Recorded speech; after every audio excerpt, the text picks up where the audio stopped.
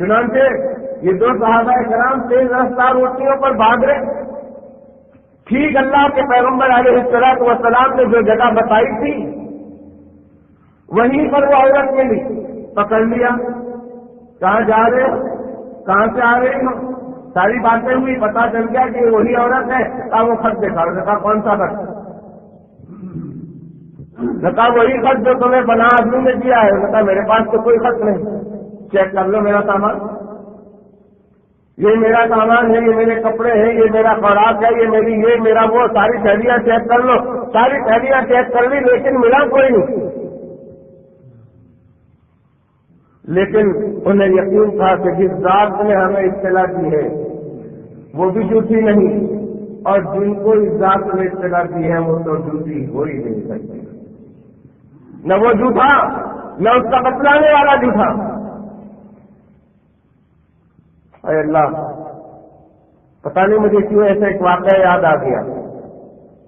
امام بخاری رحمۃ اللہ علیہ کے استاد قاضی یحییٰ ابن اکثم، بہت بڑے بزرگ، بہت بڑے محدث، نام ان کا تھا یحییٰ، اپنے زمانے میں جج تھے، قاضی یحییٰ۔ بوڑھی حالت میں، بڑھاپے میں ان کا انتقال ہوا، اللہ کی رحمت میں پہنچے، پہلی کچی پیشی ہوئی جو ہر مومن کی روح کی ہوتی ہے۔ مرنے کے بعد جب روح لے کر فرشتے آسمانوں کو جاتے ہیں، اچھے انسانوں کی روح ہوتی ہے، تو حدیث میں آتا ہے نیک نمازیوں کی روح ہوتی ہے، قرآن مجید کی تلاوت کرنے والوں کی روحیں ہوتی ہے، اللہ کا ذکر کرنے والوں کی روحیں ہوتی ہے، خدا سے ڈرنے والوں کی روحیں ہوتی ہے۔ وہ روح جب اس انسان کے بدن سے نکلتی ہے تو حدیث میں آتا ہے ایسی خوشبودار بن کے نکلتی ہے کہ مشرق سے لے کر مغرب تک پورا کونا خوشبو سے پھیل جاتا ہے۔ اللہ کے ذکر میں نور ہے، اللہ کے ذکر میں خوشبو ہے، اللہ کی عبادت میں خوشبو ہے، اور گناہوں میں بدبو ہے۔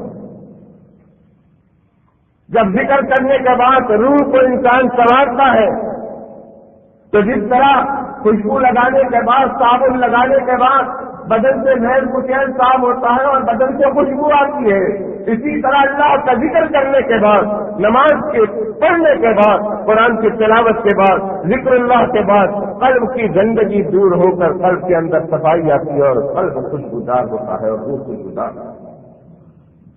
جب وہ نکلتی ہے تو مشرق سے لے کر مغرب تک پورا کا پورا کونا منور ہو جاتا ہے، خوشبودار ہو جاتا ہے، معطر ہو جاتا ہے۔ اور پھر وہ فرشتوں کی روحوں کو لے کر آسمان کی طرف چلتے ہیں۔ دوستو، آسمانوں میں خوشبو کی کمی نہیں، آسمان بڑا خوشبودار ہے، وہاں بدبو نام کی کوئی چیز نہیں۔ یہی وجہ ہے کہ جب آدم علیہ السلام نے گندم کا دانہ کھا لیا تھا یا کوئی اور دانہ کھا لیا تھا، اللہ تعالیٰ نے ان کو کہا یہاں بدبو کی کوئی گنجائش نہیں، قضائے حاجت کی ضرورت پیش آئی، فرمایا یہاں کوئی بدبو کی گنجائش نہیں، آپ کو زمین کی طرف جانا پڑے گا۔ آسمانوں میں بدبو نہیں، آسمانوں میں خوشبو، لیکن اندازہ لگائیے کہ وہ خوشبو کتنی کس قدر عجیب خوشبو ہوگی، لیکن یہ مومن کی روح کی خوشبو کے مقابلے میں آسمانوں کی خوشبو بھی کوئی حیثیت نہیں رکھتی۔ جب یہ روح لے کر آسمانوں کی طرف جاتے ہیں تو آسمان کے فرشتے بھی پوچھتے ہیں کہ کتنی اچھی خوشبو والی روح لے کر آیا ہے، بتا یہ کس کی روح ہے۔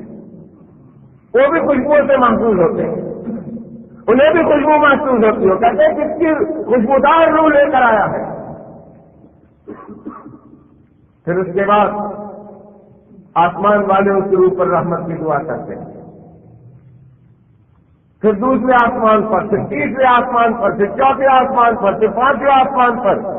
میں نے حضرت خالد بن معدان رضی اللہ تعالیٰ عنہ کے حوالے سے میں نے آپ کو بتایا تھا وہ حدیث کہ جس میں سرور دو عالم صلی اللہ علیہ وسلم نے یہ فرمایا کہ جب زمین سے روح نکلتی ہے آسمان پر اور اللہ کے عرش تک جانے سے پہلے 7 مرتبہ اس کا محاسبہ ہوتا ہے، کسٹم چیکنگ ہوتی ہے۔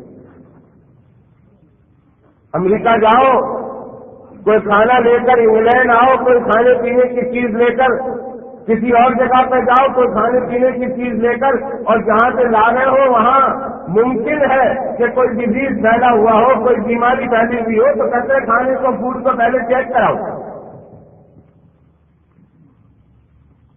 بعض بات تو ایسے ممالک دیتے کہ وہاں جرائم کی بھرمار ہے، پھر بھی اگر کوئی جائے تو کہتے چیک کرنا پڑے گا۔ افریقہ کے ایک علاقے میں جانے کا اتفاق ہوا، گھر سے روانہ ہو رہا تھا، ساتھیوں نے گھر والے نے سموسے دے دیے۔ جب ایئرپورٹ پہ پہنچا تو کہنے لگے یہ کیا؟ ہم نے کہا سموسے، اس نے کہا اس میں کیا؟ ہم نے کہا قیمہ۔ قیمہ کیا ہوتا ہے؟ ہم نے کہا گوشت۔ انہوں نے کہا چیک کرائیں گے۔ میں نے کہا کس چیز سے؟ کیا اس کو چیک کریں گے؟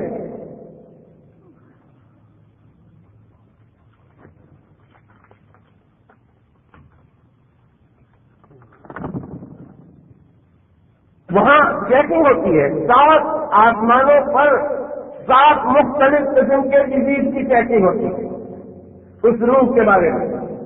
ابھی میں نے حدیث سنائی تھی آپ کو، پہلے آسمان پر کیا چیک ہوتا ہے، دوسرے آسمان پر اس روح کے بارے میں اور کیا چیک ہوتا ہے، تیسرے آسمان پر کیا چیک ہوتا ہے، چوتھے آسمان پر کیا چیک ہوتا ہے۔ پھر جب وہ روح ان تمام کسٹم سے فارغ ہو کر بالکل نکل کر صاف و شفاف ہو کر گزرتی ہے، پھر اللہ کے پاس اسے جانے کی اجازت ہوتی ہے۔ پھر وہ روح جب اللہ کی خدمت میں حاضر ہوتی ہے تو اللہ کے عرش کے سامنے پھر ذلیل ہو جاتی ہے۔ اللہ مجھے اور آپ کو ویسی روح نصیب فرمائے، ہماری روح کو اللہ ویسی بنا دے کہ جو سارے پر جو ہے دشوار مراحل سے گزر کر اللہ سبحانہ و تعالیٰ تک پہنچے۔ تو یہ کچی بیٹی ہوئی قاضی یحییٰ ابن اسلم کا واقعہ سنا رہا تھا رحمت اللہ علیہ۔ جب ان تک یہ بات پہنچی، ان کا انتقال ہوا، ان کی روحوں کو لے کر اللہ سبحانہ و تعالیٰ تک فرشتے حاضر ہوئے اور پہنچ گئی وہاں تک، تو اللہ سبحانہ و تعالیٰ پوچھتے ہیں اور بڈھے کیا لائے ہو؟ دنیا سے آئے ہو؟ کیا کر کے آئے ہو؟ کیا لائے ہو میرے لیے؟ اب قاضی یحییٰ ابن اسلم خاموش، بڑے بزرگ محدث، بڑی عمر رسیدہ شخصیت خاموش کرے۔ اللہ نے فرمایا اب بڈھے بولتے کیوں نہیں؟ کیا لائے ہو؟ کیا کر کے آئے ہو دنیا سے اور کیا لائے ہو میرے لیے؟ پھر خاموش۔ اللہ تعالیٰ پھر جلال میں پوچھتے آتے بڈھے بولتے کیوں نہیں ہو؟ خاموش کیوں ہو؟ کیا لائے ہو؟ کیا کر کے آئے ہو میرے لیے؟ کیا لائے ہو؟ خاموش۔ اللہ نے کہا تو خاموشی توڑو گے کہ نہیں؟ بولو گے تو کیا لائے ہو میرے لیے؟ تو قاضی یحییٰ ابن اسلم کہتے ہیں اللہ پاک سنا کچھ اور تھا، دیکھ کچھ اور رہا ہوں، بات کچھ اور سنی تھی ہم نے دنیا میں، اور یہاں معاملہ کچھ اور دیکھ رہا ہوں۔ کہا کیا سنا تھا اور کیا دیکھ رہا؟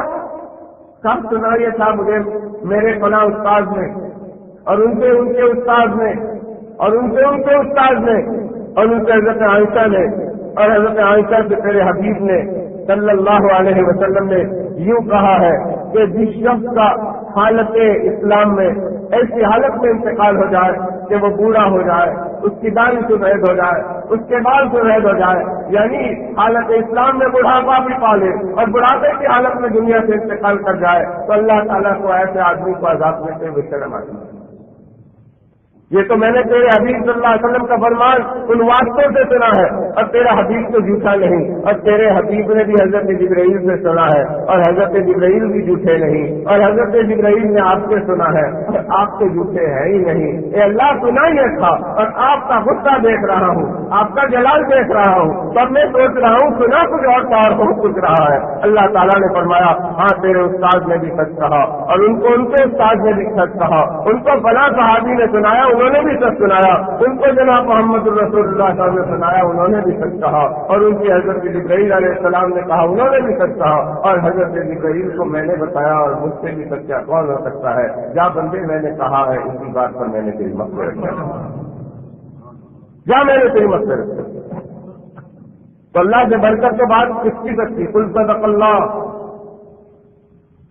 اللہ تعالیٰ فرماتے ہیں پیغمبر فرما دیجیے صدق اللہ، اللہ تعالیٰ سچے، ان سے سچا کوئی نہیں۔ ومن اصدق من اللہ حدیثا، ومن اصدق من اللہ قیلا، قرآن مجید میں اللہ تعالیٰ ایک نہیں کئی موقع پر بتاتے ہیں کہ بندے بتاؤ مجھ سے بڑھ کر سچا کون، مجھ سے بڑھ کر سچی بات کس کی ہو سکتی ہے؟ میں نے بتیرے وعدے کیے ہیں دنیا میں، بتیرے حالات میں وعدے کیے ہیں، لیکن بتاؤ کہ میرا کون سا وعدہ ایسا ہے جو میں نے پورا نہیں کیا؟ کون سی بات میں نے کہی اور وہ بات پوری نہ ہو؟ تو یہاں یہ دو صحابہ کرام سوچ رہے ہیں کہ ہم نے سارا اس کا سامان چھان مارا، ملا نہیں، اب کیا ہوگا؟ ہمیں تو فرمایا ہمارے آقا صلی اللہ علیہ وسلم نے، اور ان کی بات غلط نہیں ہو سکتی، اس لیے کہ جس ریسورسز سے ان کو بات پہنچتی ہے وہ ریسورسز غلط نہیں ہو سکتا۔